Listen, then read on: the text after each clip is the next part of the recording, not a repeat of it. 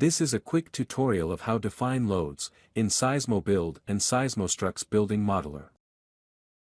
Loads are defined in two ways. Indirectly from the transformation of the masses of the structural model to loads based on the G value.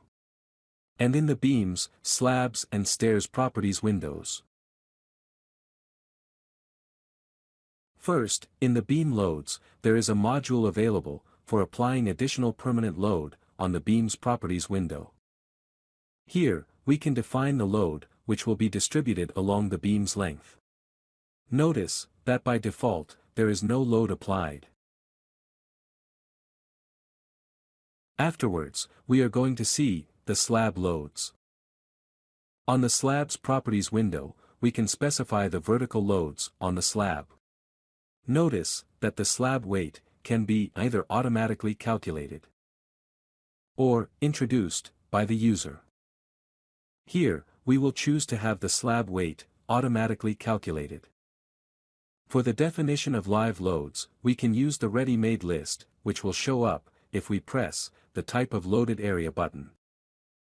In this list, the live loads, corresponding with various types of loaded areas, as they are defined by the selected code, are available.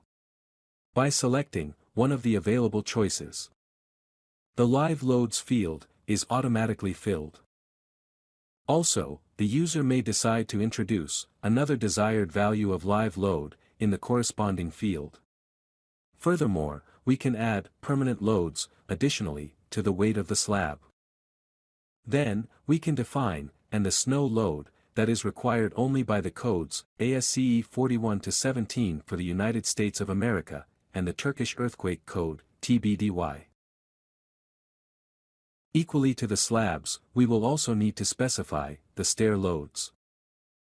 We maybe define on the stairs properties window the self-weight, the additional permanent, live loads, and snow loads. The latter is required only by ASCE 41-17 and TBDY. The self-weight of the stairs may be automatically calculated according to the stairs geometry, materials, and specific weight, or introduced by the user. The stairs' additional permanent and live loads can be defined either manually or by selecting the appropriate type of loaded area from the corresponding list, containing the live loads for several types of areas, as they are defined by the selected structural code.